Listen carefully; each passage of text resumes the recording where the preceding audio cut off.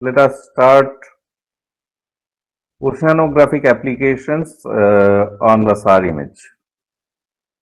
SAR images have a wide application in the oceanographic areas. We are going to discuss all the things on the Sentinel-1 data product. So if you unzip the uh, Sentinel-1A data, then you will get a folder like this, okay, and within which we will have the data. And as you can see in this case, the metadata has not been provided in XML file format or in TXT file format. It has been provided in SAFE file format, SAFE file format, okay. Whatever the file format, it does not matter. We can open the metadata file over here. So first, let us try to open the image. Okay. Earlier, we have imported the data from SAS sensors, and then this kind of, I mean, here we have several sensors listed, and from this list, we have selected the data. We have also this option, Sentinel-1 option. However, the Sentinel-1 data products and other data products also can be directly opened in the Snap software. Let us try to see how it can be opened directly. So go to the file, open product, or you may also click on this open button and then go to the folder in which you have kept the file.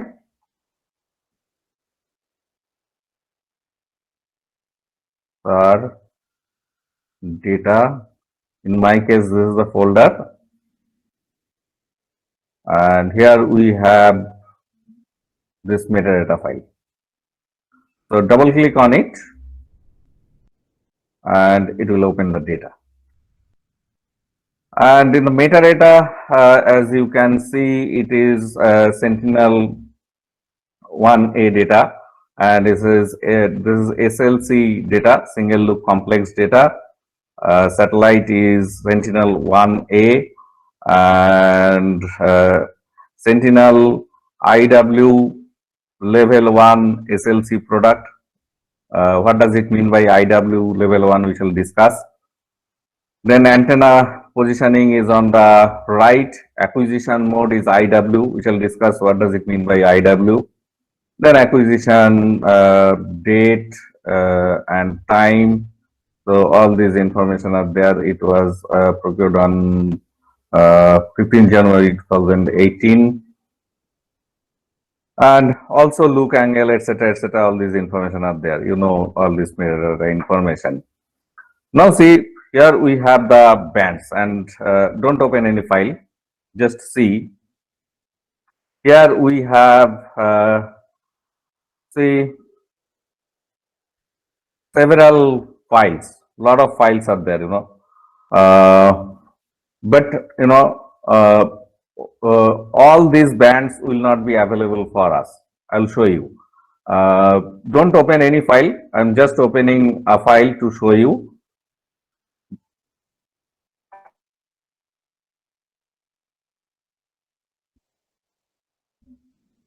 You do not need to open the file because it will take huge time.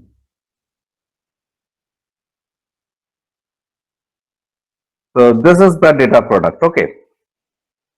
Actually, earlier we have worked with strip map data, RadarSat strip map data, and also RISAT strip map data.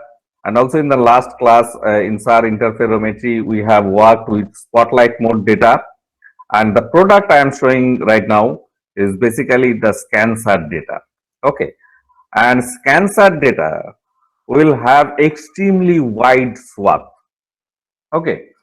How can we understand that this is a ScanSat product?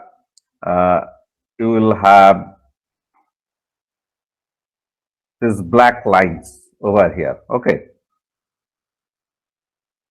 Can you see these black lines?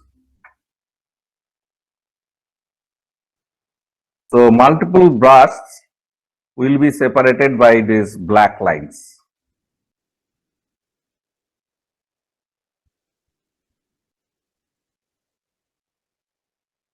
So I think you can notice these black lines.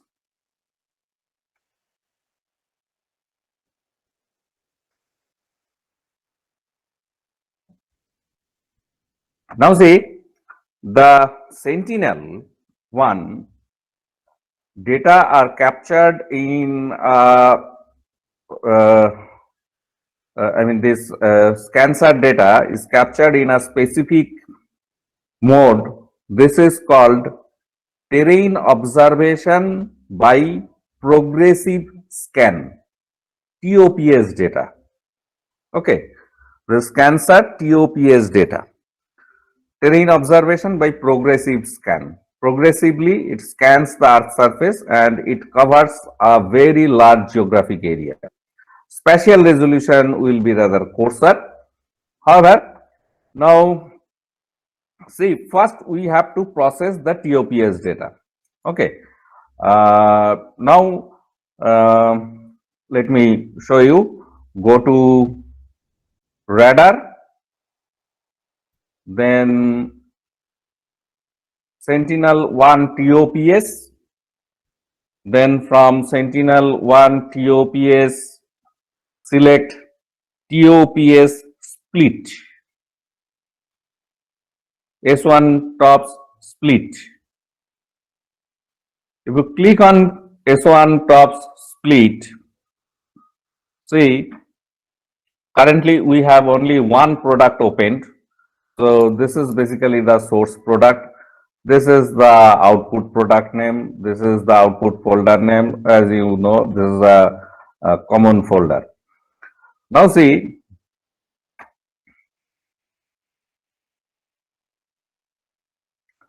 if you come to the processing parameters tab, in processing parameters tab, we have several things. First of all, sub width. And here we have three items listed: IW1, IW2, and IW3. Now see, let me explain this thing. In Sentinel-1, it has two different TOPS mode. One is the IW mode and another is the EW mode. IW and EW. Two different modes are there. And it scans the Earth's surface using any of these modes, either IW or EW. Now, what are the differences between IW and EW? In IW mode, it will have 3 swath, and in EW, it will have 5 swath. Means, see, for example, this is the swath. So in IW, it will have 3 swath, and it will make the swath much wider, 3 times wider than the actual swath of the sensor. And here you will have bursts, different bursts.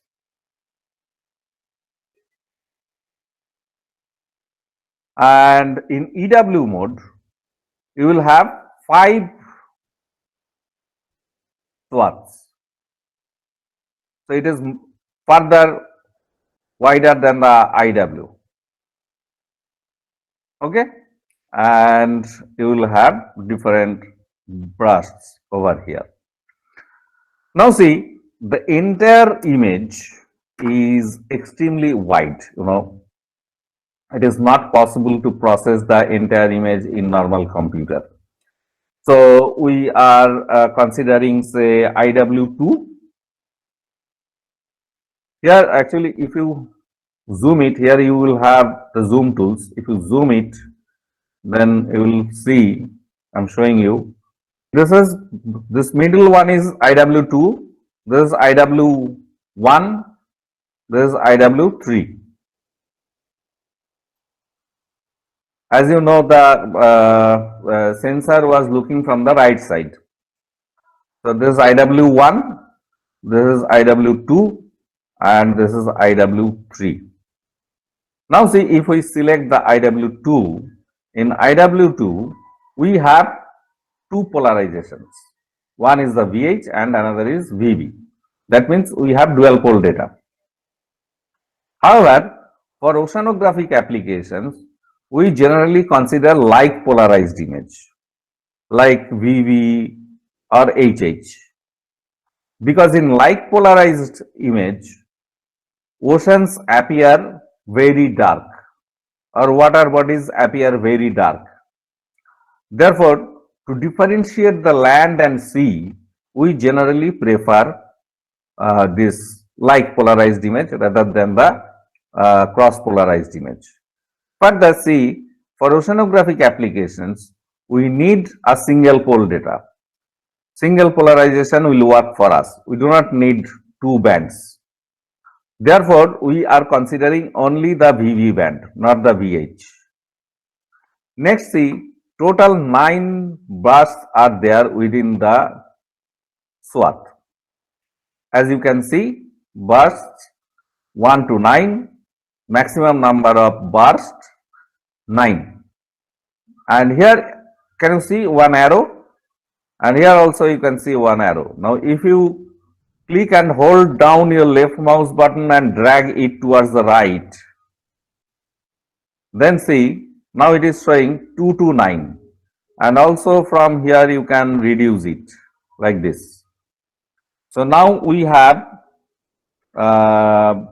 bursts 2 to 7. Actually, I am considering this portion only. Okay, because to reduce the volume of the data so that it takes less amount of time to process the data. And within this area, I have primarily selected the ocean areas. However, a small portion of the land area I have selected, and it is in the upper right corner. The land is in the upper right corner. So what we did, we have defined the input file name, output directory. Let us define the output directory. I have not defined it yet. For data output. Okay. This output folder is currently empty, and here I will save it. Select. Then in processing parameters, first select the subswath, then select the VV polarization, and then select bursts 2 to 7. Okay, and then run.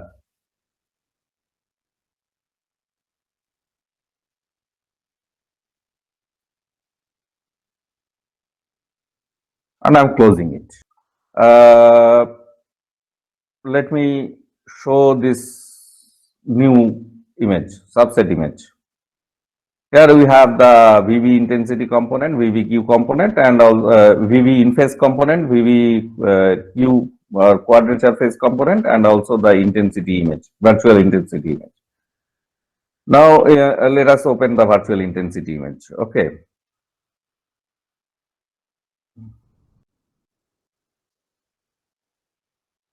And as you can see, here we have 1, 2, 3, 4, 5, 6. Total 6 bursts are there. And the swath is also extremely wide. And this is in slant range plane. It is not in ground range plane. Therefore, the image is appearing like this. If you come to the world view, you will find that this white color is showing the entire coverage of product 1, and this red one is showing basically the subset portion. Okay, and in this portion, as you can see, we have mainly the sea area. Okay, only in the upper right portion we have a small land surface area. However, in the image, it is coming in the upper left portion. And as you know that these images are not geographically referenced. For each and every pixel, we have the lat long value, but it is not geographically referenced. then it is therefore it is coming like this. If we go for the topographic correction, then it will be corrected. I'll show you the topographic correction, but before that, see, here we have two products. The first one is the original product, and this is the subset one. And see, this one, the original one, I want to close. Okay, you may keep it, but see, unnecessary, it will take some memory space and it is not required. So I'm just right clicking on this product and selecting close product, and it will be closed. Now we have only one product over here. This is the product.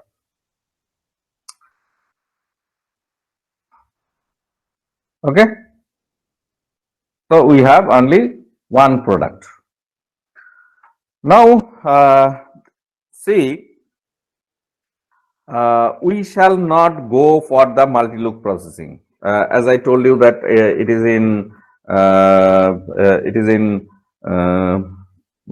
slant range plane. It is not in ground range plane. So normally, what we do, we go for the multi-loop processing for the conversion of the image in ground range plane. But here, I told you earlier that we shall apply the orbit file. Okay, orbital correction will be performed, and that is the first task we should perform. And optical correction is normally performed on the Sentinel data product, because with the Sentinel data product, they provide the orbital information, and the Snap software also can process this orbital information of the Sentinel products, because this software was initially developed by the European Space Agency for the Sentinel products. So, how to perform the orbital correction? So, go to radar and then apply orbit file. Okay. If you click on apply orbit file, then we have the source data, then the output file name, output folder name, and then the processing parameters. Select Sentinel precise orbit auto download. Okay, so automatically the Sentinel-1 data, orbital data will be downloaded, and based on the Sentinel-1 orbital data, it will be corrected. As I have discussed earlier, that satellites do not follow the exact designed orbit because of several reasons, like lunisolar attractions. We also have the gravitational pulls. We may also have the atmospheric drags. So because of all these reasons, they often deviate from their designed orbit. Periodically, their orbits are corrected, but I mean, for each and every moment, it cannot be corrected. Therefore, some orbital errors will be there. So if we process the data based on the designed orbit, then there will remain some error. So it is always better to perform the correction based on the monitored orbit. Satellites' orbits are continuously monitored by the ground stations, and these data are generally stored with the data supplying agency. So therefore, they will have the data. And in Sentinel, we have the option to download the Sentinel precise data automatically. And based on this observed orbit, not the designed orbit, based on this observed orbital data, the images can be performed. The images can be corrected. So let us select this Sentinel precise orbital data auto download. Then polynomial order, let us consider 3. Then do not fail if new orbit file is found. Do not fail if orbit file is not found. Okay, we should not check this one, because if the software does not find the orbital data, then whether the software is failing or not, it cannot be understood if we check this one. So it should be unchecked always, and this is all the things you have to do, and then click on run. So now if we click on run, the data will be orbit corrected. So this is the orbit corrected image. This the third one. And basically you will not find any difference.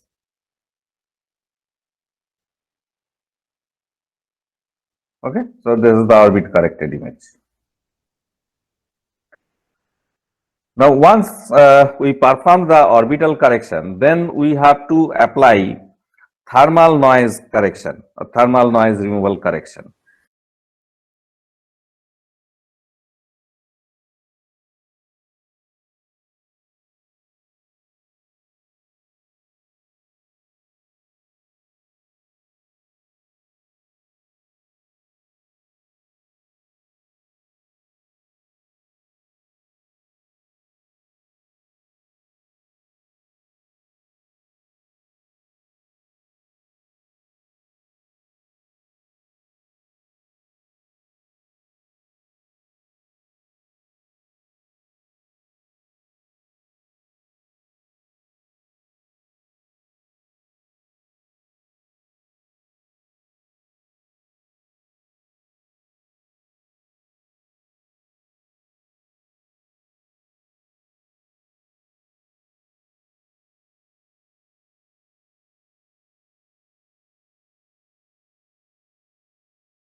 So go to radar, then radiometric, then Sentinel-1 thermal noise removal. So just click on this S1 thermal noise removal. If you click on S1 thermal noise removal, then you have to select the source product. So source product is the last one, number 3. I have removed number 1 product. So this is serial number 3, the last one, and the file name. Now see, the software automatically gives the file name, but for this particular processing, the software fails to give the file name, and it gives the file name. This file name is actually the input file name. It is identical to the input file name. So we have to give the output file name. So after the ORB, type underscore TH, thermal correction. Okay, that's all you have to do. Normally it generates the output file name automatically, unique output file name, but particularly for this particular step, it fails to determine the file name, output file name. Therefore, we have to add this portion only, underscore at the end, type underscore TH. And then in the processing parameters, see polarization is VV, only one polarization is there. Remove thermal noise. Okay, we have two options: remove thermal noise, reintroduce thermal noise. So make sure that reintroduce thermal noise is unchecked and remove thermal noise is checked, and then click on run.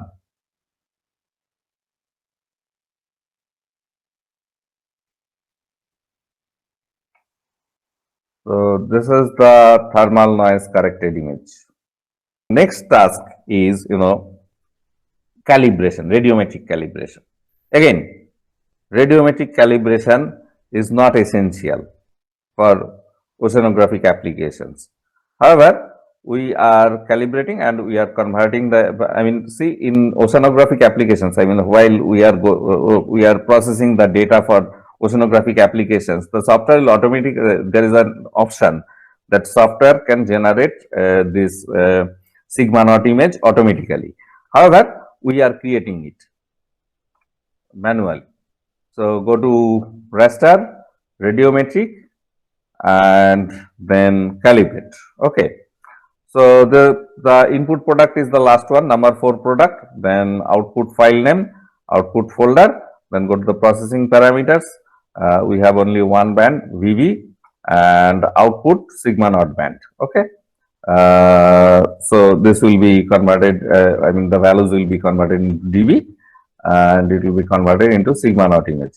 However, this is, again, I am telling you, this is not not essential, because in oceanographic applications, in the dialog box, we have the option to convert this image in sigma naught image. I mean, the calibration can be performed while processing the image, but we are processing it earlier. So click on run. So this is the radiometric calibration.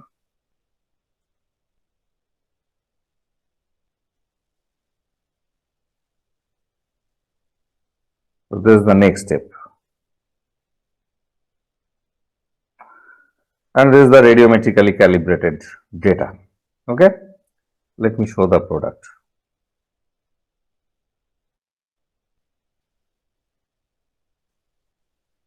Now see, still we have this horizontal stripes. Next is D-burst.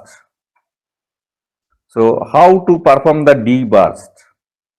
Go to radar, Sentinel-1 TOPS and Sentinel-1 TOPS D-burst. So if you process this processing, I mean, if you D-burst the image, then all of these bursts will be combined and will be converted into a single file, a single image. And in this image, you will not have any stripes, and you won't be able to identify the burst again. So go for the D-burst. Select this one. Select the last product, radiometrically corrected image. Then it will give the file name automatically, also the folder name, output folder name, define the output folder name, and in the processing parameters, we have the VV polarization. That's all. See, in the processing parameter also, we do not have to select anything. So this is very simple. Just click on run and the D-burst image will be created. See, this D-burst is necessary for the ScanSat data, not for the spotlight or this strip map. Now let us open the D-burst image.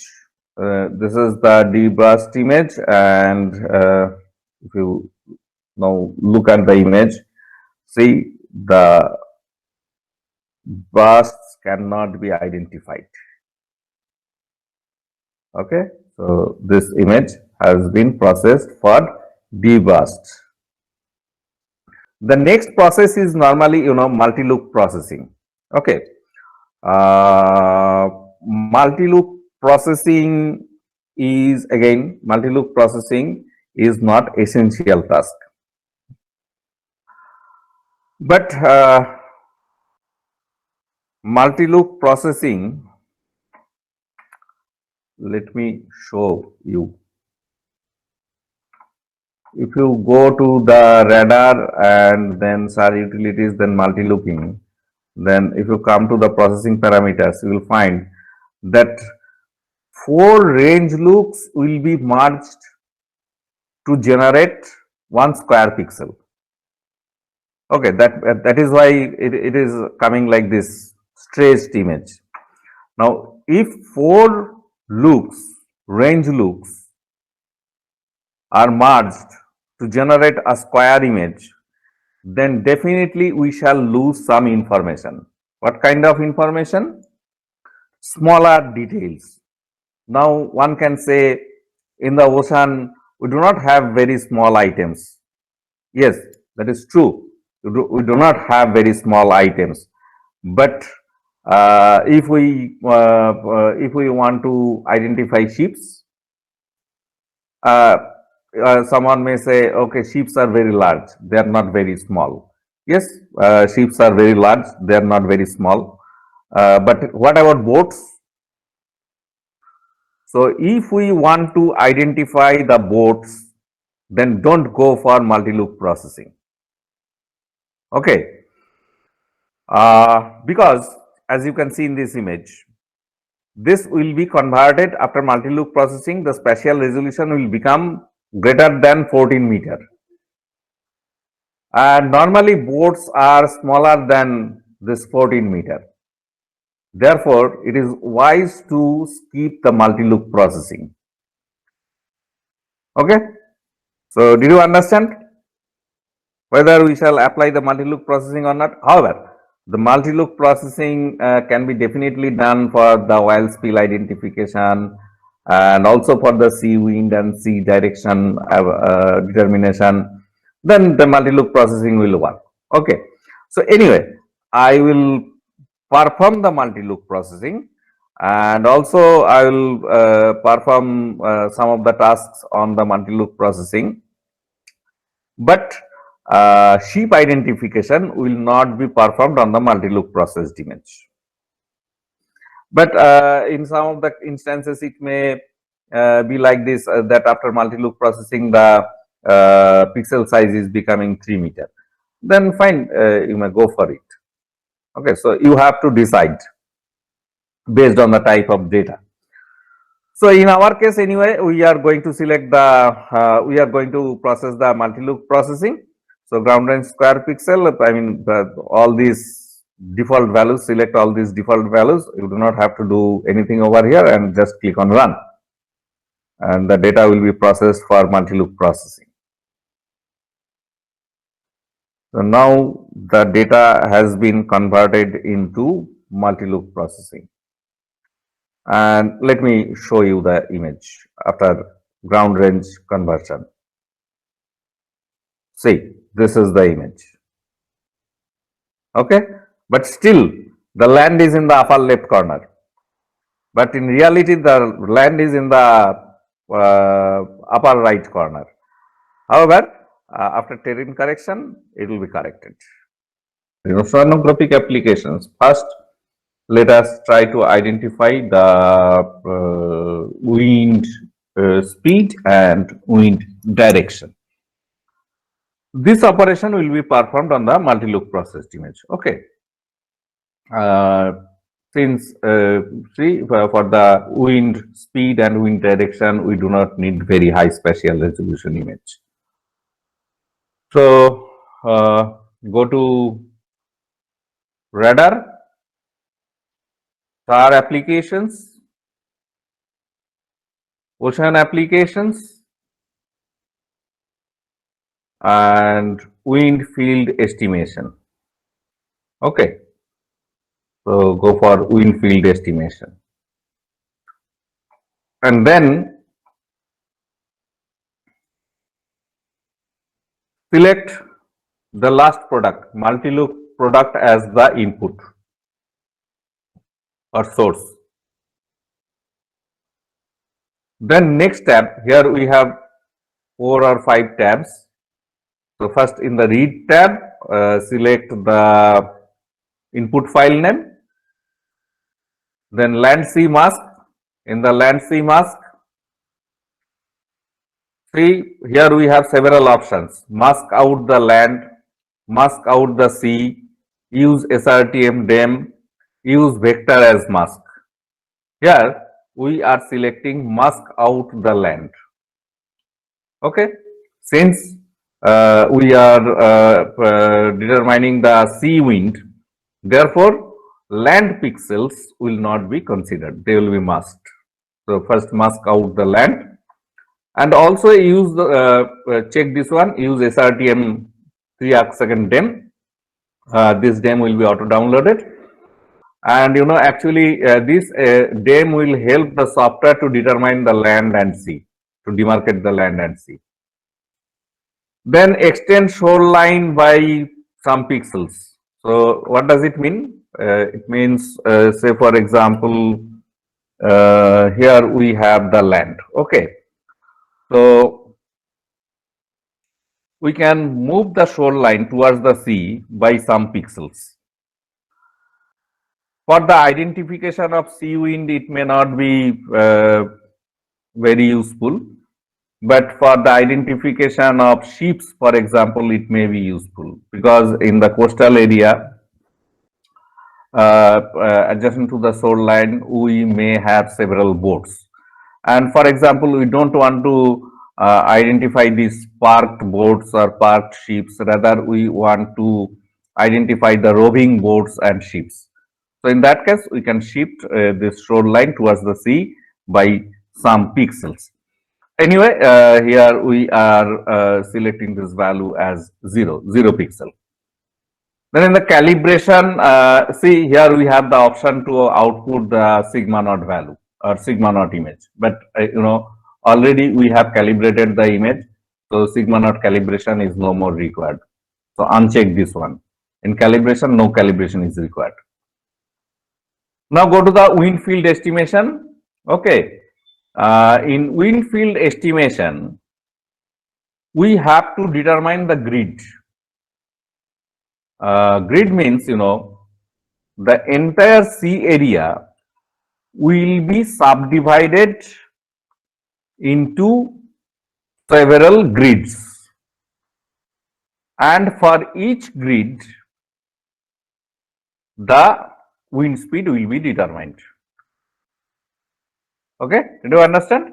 Now see, here the default value is 20 kilometer. That means it will create a 20 kilometer by 20 kilometer area, and within this 20 kilometer by 20 kilometer area, it will determine a centroid, and in the centroid, it will put the value. However, I do not have a very large area. Actually, I have created a subset. I did not consider the entire image. Therefore, I am considering a small area, 4 meter by 4 meters, say, for 4 kilometer by 4 kilometers, say, for example. Although, wind speed does not vary within 4 kilometer area, or even, adjacent to the land surface, wind speed is almost constant. But if we consider larger area, say for example, wind speed in the sea varies in 20 kilometer, in 50 kilometer, or even in 100 kilometer. But since we do not have a larger geographic area, that is why we are considering a smaller area, 4 kilometer by 4 kilometer area, to determine the wind speed. And then in the right folder, we have to give the file name and also the output folder name. Okay, so that's all for determining the wind speed and wind direction. So let us click on run. So this is the product that we have obtained, and go to the bands, and this is the raster. Okay, just double click on it, so it will be opened like this. And as you can see, we have this image, and the land portion has been masked. This is also evident, and these are the points for which the wind speed and wind direction has been calculated. Now see, here in the right hand side, you may find one thing, layer manager. Okay, if you do not have the layer manager over here, just go to layer and then layer manager. Okay, so the layer manager will look like this. Now see, in layer manager, in the layer manager, see what you have. First, you have the image. This is the image. Okay, and in vector data, you have wind field. Can you see one layer wind field? So these are the wind fields. So you can handle it. You can display the vectors or etc. etc. Now see, here you have to add one more layer. How to add a layer? You can find this tool, add layer. So click on this add layer button, and then select wind field estimation results.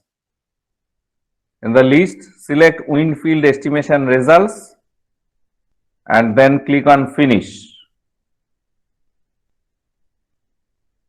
So if you click on finish, one additional layer here, Can you see one additional layer wind field estimation has been added. Now see, if you zoom in, then you will see that these are the values. It is also showing the direction, in which direction the wind is blowing, and also the value, wind speed in meters per second. Okay. In almost every case you will get same value, but here I can see 2 meters per second, here I can see 0.1 meters per second, here 0.2 meters per second, 0.1 meters per second, like this. So you will be able to see all these values. Now see, it is in actually in ground range plane, but not geometrically corrected. Therefore, see, if you try to understand the direction from this image, then it would be rather difficult for you. I mean, say if you may consider that this is moving in north direction, but it is not actually north. So we have to correct this image for topographic correction to get the appropriate direction. So this is essential, you know. Now go for the topographic correction.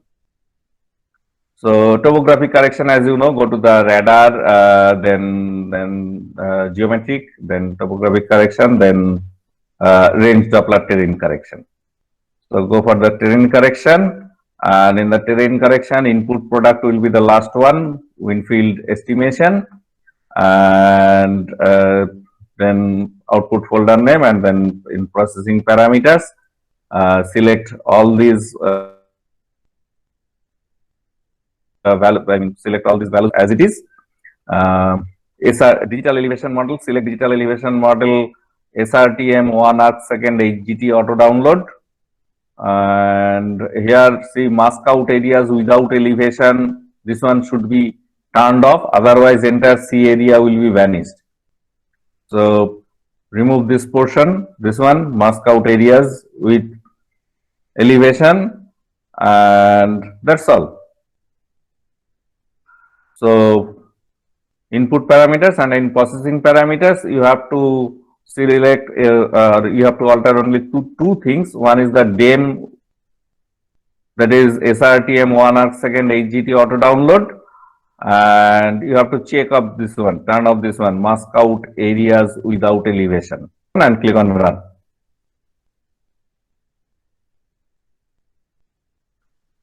So this is topographically corrected image, and see, launch this image, and as you can see, this is topographically corrected. And now see, the land is in the upper right corner. Okay, and the image has also been rotated for north side up orientation. And now see, go to the layer manager. Now see, this layer has been vanished. Okay, the layer we added earlier for wind field estimation result, this layer has been vanished. So that means we have to add this one again. So click on this add field again, click on this add, and then wind field estimation results. Add this one again and click on finish, and then you will get this.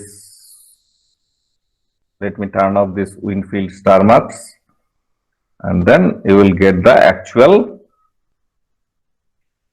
direction,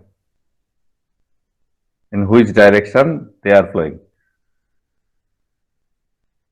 Okay, but the problem is, you know, the arrows are actually both side arrows. So it is difficult to understand in which direction it is flowing. For example, for this one, whether it is flowing in the north side or south side, this cannot be understood. And as I told you that it is actually difficult to get the actual direction, because lines are with arrows in both of the ends. So whether it is moving in north side or south side, it cannot be determined, although the speed value is there. So anyway, this is the product. Okay, this is the terrain corrected product, the last one. And here you go to the vector data, and in vector data you have one vector layer named wind field. Okay, now right click on this wind field layer and select open place mark window. Okay, we also have one option, geometry as shapefile. That means this one can be converted into shapefile, and you may export it in any other geoinformatics software. So anyway, we are not exporting, we are clicking on open place mark window. If you click on place mark window, see here, for each and every one we have the ID, and then what is the speed. This is the geometry point. This is a field created by the software automatically, what kind of geometry it has. Then speed is 0.1 meters per second, 0.1 meters per second, 0.1 meters per second. And here, as you can see, we have 0.2 meters per second. In most of the areas, 0.1, but in one or two cases or three cases, you will find 0.2 meters per second. See, 0.2 meters per second, 0.2 meters per second. Here also we have 0.2, 0.2. So as you can see, you can here also we have 0.2, 0.2. So wind speed is within the range of 0.1 to 0.2. Okay. And for each and every point, you have the heading value. This heading value is basically the angle or the direction in which it is being flown. So what is this value indicating? Actually, this heading value is being measured with respect to the north. So if the north side is 0, considering the north side as 0 degree, so this is the 90 degree, this is 180, this is 270 degree, and these values are being shown with respect to the north. So as you can see, this value is showing 173. That means it is almost towards the south direction. This is being flown. Okay. Then dx dy is basically, the projected length of the line. I mean, if this is a line, then if we project it in the x-axis, then this is basically delta x, and if we project it in the y-axis, then this is basically delta y. So this delta x and delta y values, then ratio, the ratio of delta x and delta y. So next processing is identifying shapes from the debrushed image. Identifying shapes. And as I told you, since ships and boats are rather very small items, therefore we should not consider the multi-loop processed image, particularly for this application. Particularly for this particular image. So rather we shall consider this debrushed image. Okay. Next, how to perform this ship identification? Go to tools, then radar, SAR application, oceanographic applications, then ocean object detection.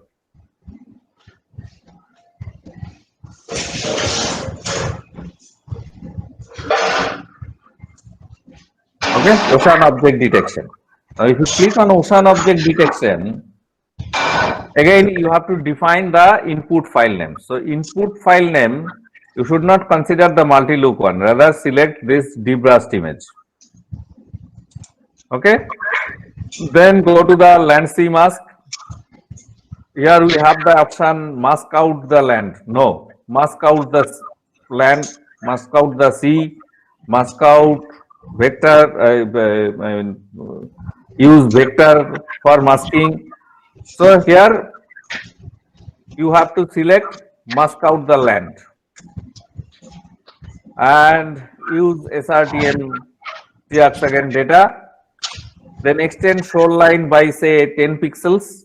Okay, so we are extending the uh, shoreline towards the sea by 10 pixels to avoid the parked boats or ships. Then in the calibration, we do not need sigma calibration. Turn this one off. Then in adaptive thresholding, see target window size 50 by 50.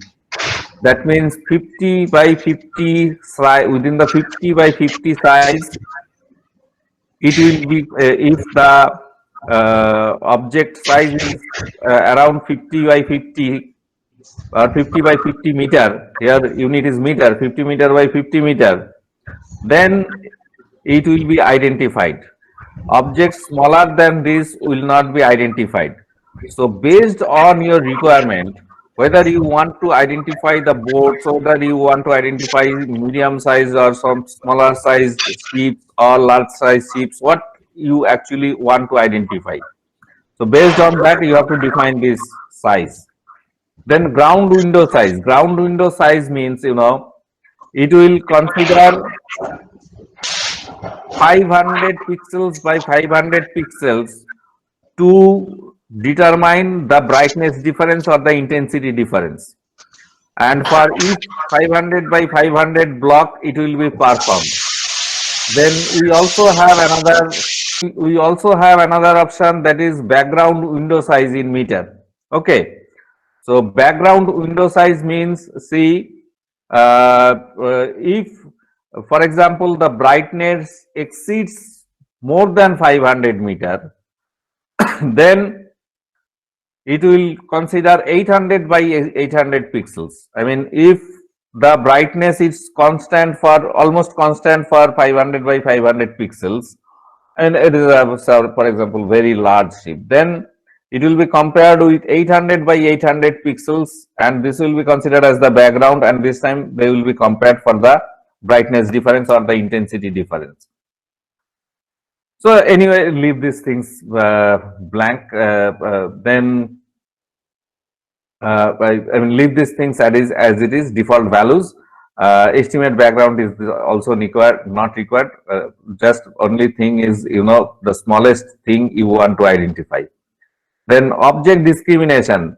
Here we have the minimum target size. So we have defined minimum target size as 30 meter. So 30 meter, if the object is less than 30 meter, then it will not be considered in the processing. Then maximum target size is 600 meter. Means if the target size is more than 600 meter, then it will not be considered as the target. So based on this, you can set a range. Within this range, if the object size falls within this range, then this object will be identified, otherwise it will not be identified. You may have smaller islands within the sea, so they should not be identified as ocean objects. Okay, so that is why we also have the maximum size. And then in the right tab, define the file name and also the directory name, and then click on run.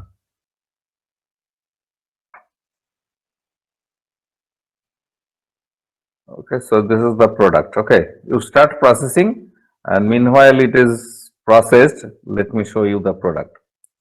So here go to the last product and open the bands and select this one, this image. And can you see? We have the ships. Here we have the ships.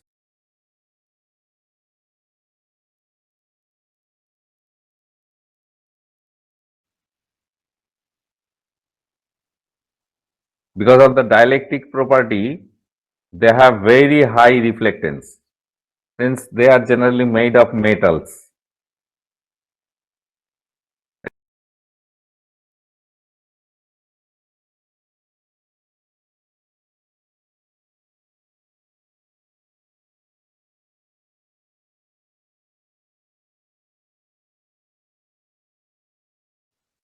There is another sheep.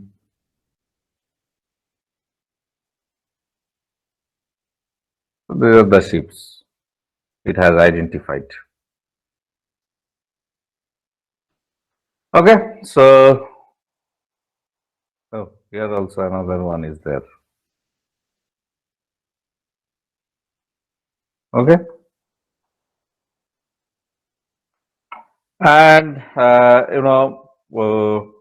this is very useful to identify illegal ships, and if they are not following the appropriate route, or I mean high traffic or collision identification, etc., etc. For all these things, this ship identification is very important, and especially for identifying illegal ships. And in the vector data, you will have ship detectors, and this can also be opened by pressing the right mouse button and open place mark window. And here you will get these values. What are the value? Detected X, detected Y, detected latitude value, detected longitude value. So you are getting the lat long value, and also the width of the object, and also the length of the object you can identify. So all these parameters are there. A total 7 ships it has identified in this area. Total 7 ships. So this was the ship identification. Okay. Next, let us go for the oil spill detection. Radar, then SAR applications, ocean applications, oil spill detection.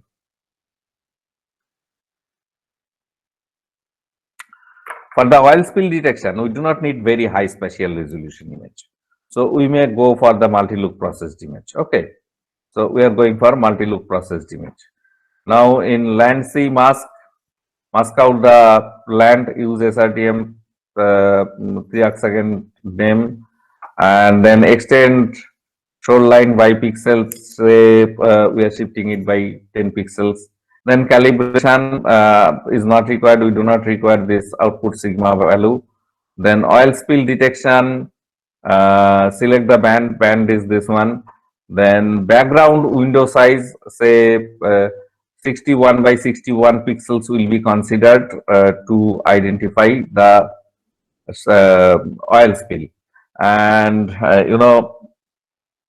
this 61 by 61 pixels will create one block, and many blocks will be created, and for each and every block this analysis will be performed. This should be a odd number. Then we have the threshold shift in dB. Okay, so if the pixel value, see for example, if the pixel value is in dB, if the pixel value is lower than this, then it will be considered as oil spill. Otherwise, it will not be considered as oil spill, or it will not be considered in analysis rather. So here we should give a lower threshold value because we have considered the light polarization, VV polarization, and in VV polarization, C areas appear very dark, and oil spill will appear further dark. So select the threshold value as 1. Okay, this is basically a trial and error method. You have to give these values and you have to try. Then in the oil spill clustering, minimum cluster size in square kilometer. So it has considered 1.1 square kilometer. Okay, so let us consider 0.1 square kilometer, or if we want to identify larger oil spills, then we shall increase the value. Say for example, you are considering 0.2 square kilometer. And Oil spills are generally very long, narrow strips. But as I mean, if we convert it in area, then area will not be too large. And also another thing I would like to mention over here that in this image, actually, we do not have any oil spill. Oil spills generally appear very narrow, long, darker color. In visual image interpretation, we have shown these oil spills earlier. So anyway, I'm showing you the processing. So now go to the right, and in the right give the file name and also the output folder name.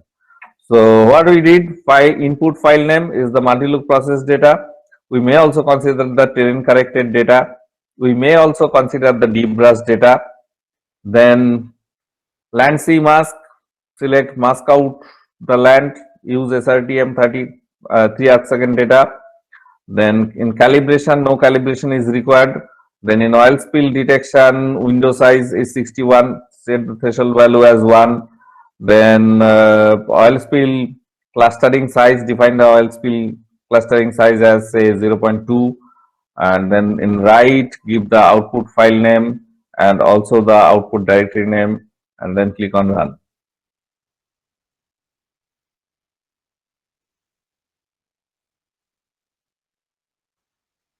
Okay, so in my computer it has been completed. Let me show you the result. Okay.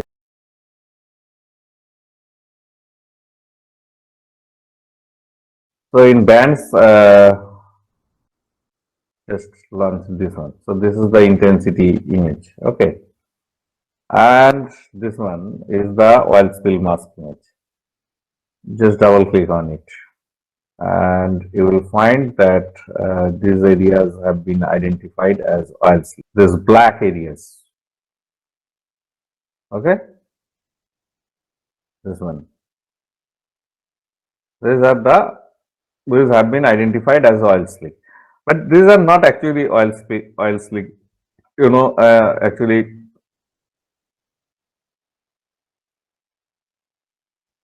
oil slicks appear narrow, long strip, but this will help you to identify where we have the oil slick if actually there is the oil slick.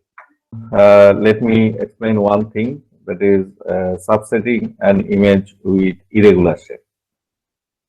Now see, let me close all this data and let me keep only one data. For example, this one, last one. Okay, and let me close the others. So close other products. Here I have this data.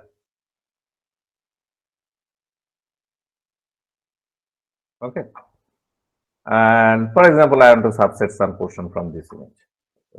Now see, in vector data, we have the option to import the vector data.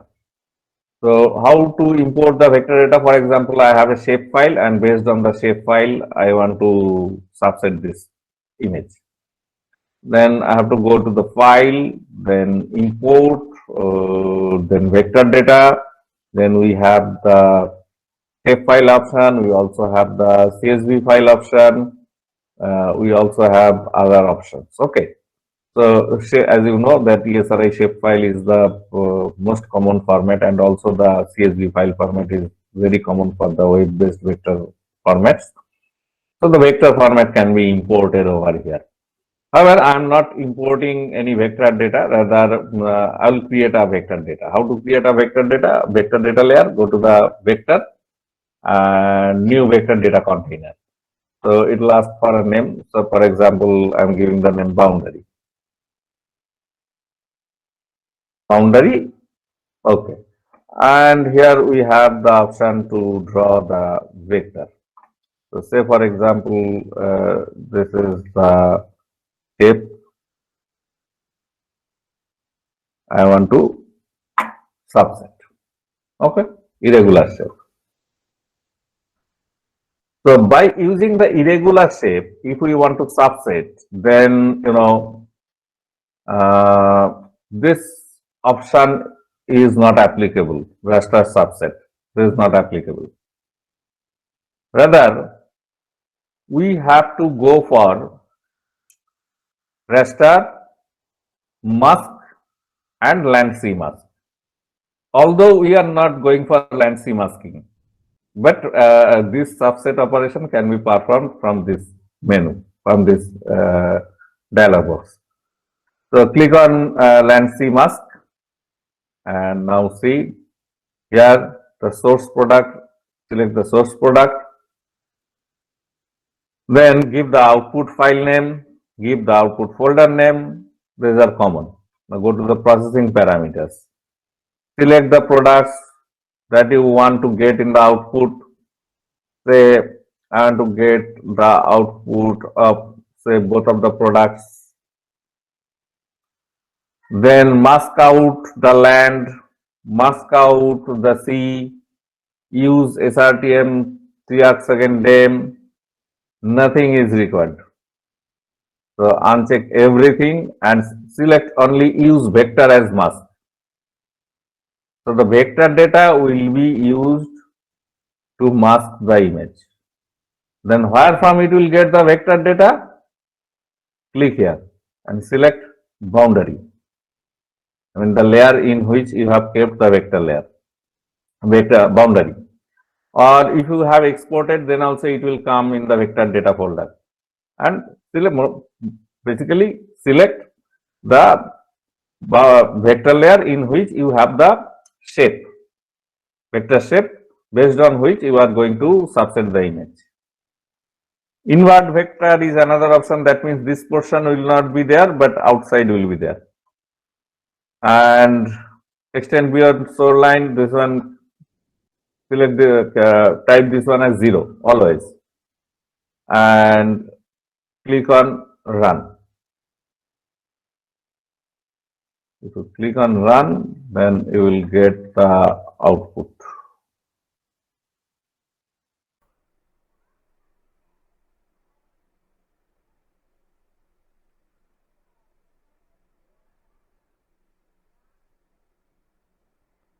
Okay, so open the band, and as you can see here we have the image, but the vector is overlaid on top of it. Now turn off the boundary layer and you can get the image.